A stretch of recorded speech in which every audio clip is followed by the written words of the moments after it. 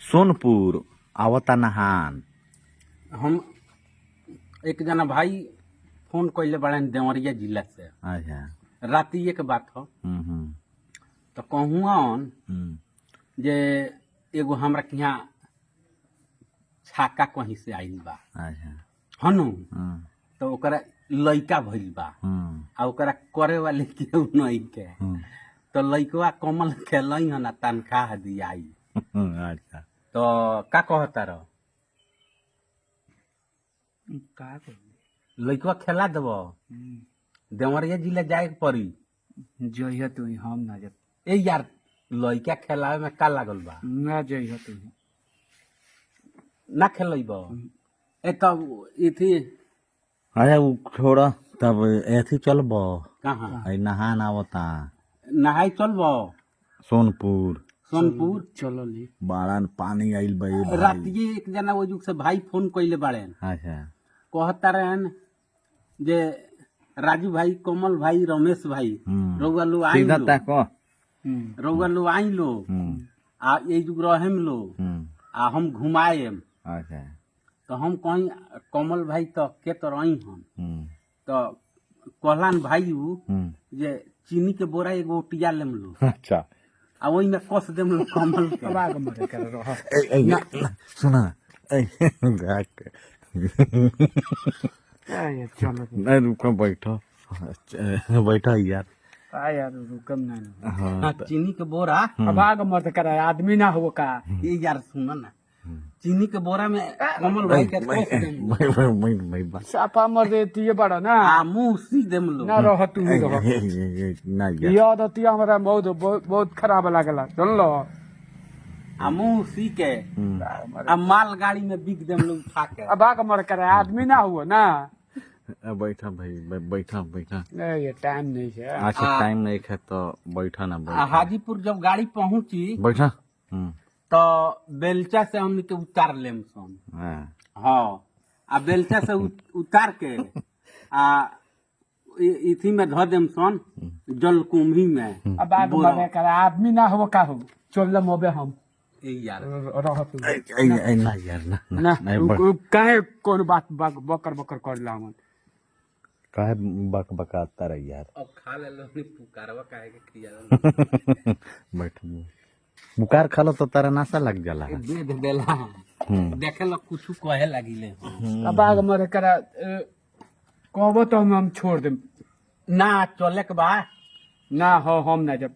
ए यार ई काहे ये तो करेलो ना हो हम ना जब ओ देखो वो जी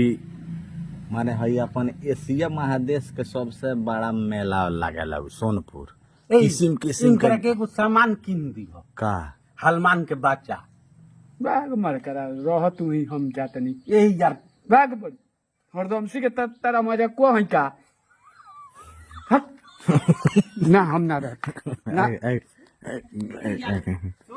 बहुत सामान बेचाला बाग मर कर आदमी ना हुआ ना बैठ बैठ अच्छा तो अपने पसंद से राजू भाई से कोई दो किन दी हम बैठ यार बैठ। सोई मरे आदमी ना हो तू ना अच्छा तू ही कह दो जे हई सामान हमरा चाहिए हमरा ना चाहिए हैं इसी औरतों बेचाली सनु मेला में बाग मर कर आदमी ना हो ना देखबो सुन ना मोतिया खाने एगो कुकुर किने के बा। मोतिया खाने एगो कुकुर किने के बा। भाड़ा को लिया बाग भाड़ा का करे के बा। मूड़ी पर लेके चल आल जी काटली हो नहीं का अरे रुक यार है ना भाई यार आवा ना बैठ तनी केतना दिन के बाद आज कब बरिस हो गइल तू ही बताव तो हमनी के भेंट भइले कब बरिस भइल। 2 बरिस देखो 2 बरिस सही रमेश तू तेरा बोले के हब नहीं के ना कहबो तो हम चल लेब ना यार जाए के बा चलिए जब हम कहाँ जइबो छोड़ के तारा मर हरदम सी के तोरे ने के बैठो रहल का ना यार बैठम तो देबो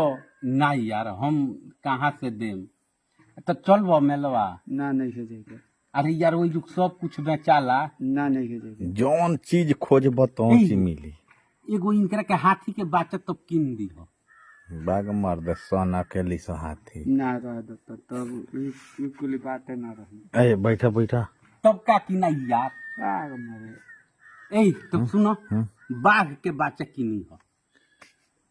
बाघ है आवेले सब हाँ बच्चा किन दी हो चले राजू यही यार बदुरी के बच्चा रखल ले बा हमारे कर आदमी ना हो ना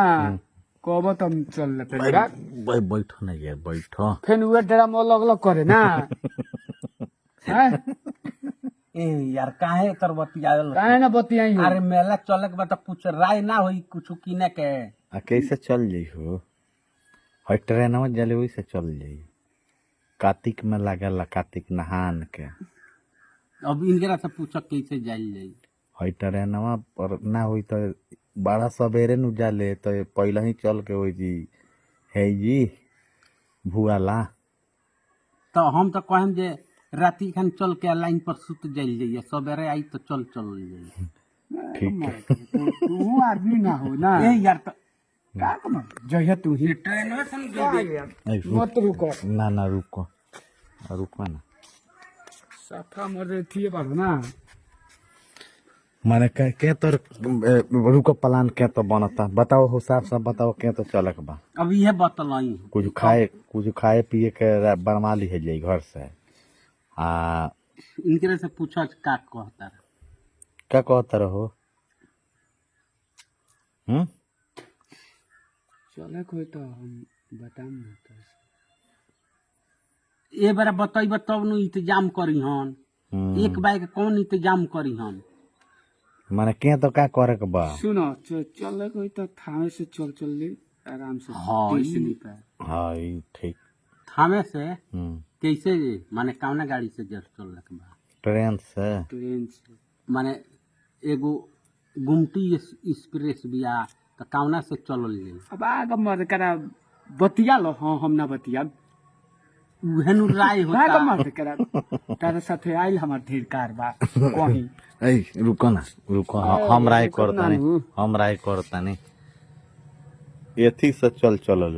कैसे बस से पार पावल जाई कहाँ पेशाब कल जाई कहाँ मैदान कल जाई हमार पेट झरेला बराबर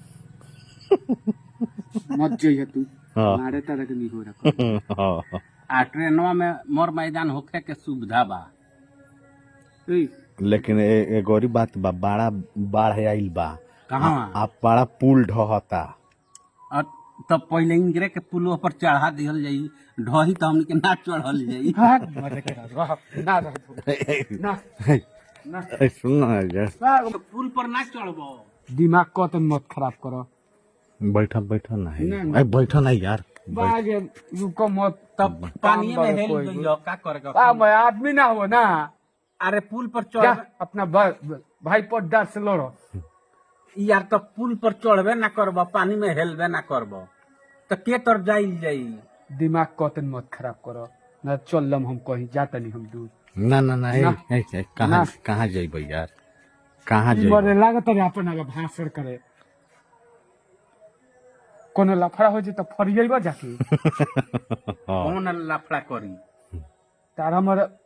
बोलेगा तो नहीं हब खूब मते थी करो चल कि ना तो कहबो तो हम छोड़ देम कहीं ना, भाग जा मोबे ना अरे बाप रे बाप हमनी के भागे देम सन सफा मरे तू आदत से तेरा लाचार बड़ा मत ये तू हमारे साथे अब एगो बात कहतनी अब सुन लो ना सुन ला ना हम ना बात माने बैठा तारा मरे रहे तो को मन बाकी ना हमरा की कहीं देखो हम का कहतनी अब समझतनी देखो उ बियाइल ना जाला काठी मत उबिया लेला हूँ हनु आ ई शरीर के 3 गो गत होई राजा हुई ना चाहे रंत हुई हन 3 गो शरीरवा के गत करा तो वाह जांगरो भर्ती चलो कराइबो चलो चलो चलो कराओ देख लेते नहीं हम चार लाइट कितना घमंड बा और सुन लो कौन कौन बैठो। गत होई हाँ बैठो ई शरीरवा के। बैठा तनी फरिया लनी वहां से इनका से हेड पतिया उतरो राजू भाई हाँ। ये शरीर के देखो 3 गो गति होला अच्छा आ हट सर बकरा सुनो हम बैठ जाए तो देबो अरे बैठे के कहतनी बतिया हमार सुनो जे कौन कौन गत होई सुन लो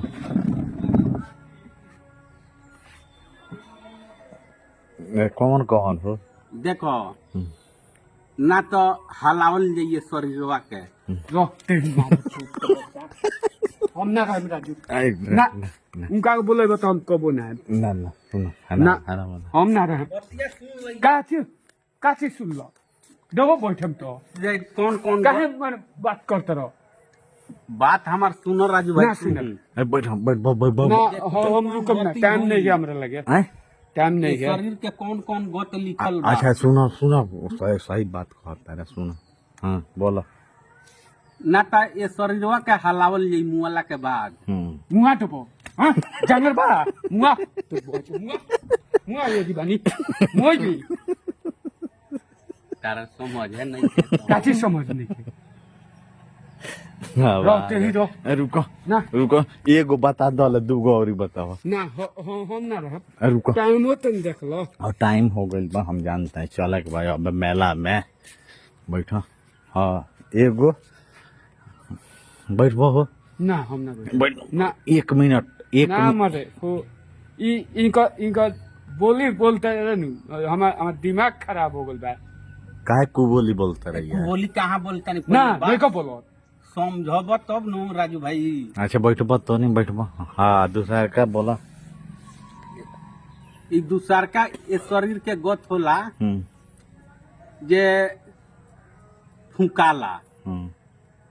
जान लो राजा हुई ना चाहे रंत हुई हन फुकाई आ तीसर का कहीं नदी तालाब में ये शरीर के बिगाला रहते ही रहो मारा चोट के बेटा यार उ काहे माने एति करता रहे यार माने रह देवे के मन बाकी ना कहतम चल तन दोसर जगह हटम जा ये शरीर के 3 गो गति होला काहे माने एति करलो का कोई नहीं यार काची यार यारी ना रही काहे हो काहे हो एगो तो कहता ना दिन के बाद काहे हम मर्द तू एति करत रहो ए यार ये तो नन कह काहे ना कहो देखो एक जना भाई ब्याह से गइले बाड़न जे फेंक दहलन फरिया बलमू गइलन झरिया गावत रही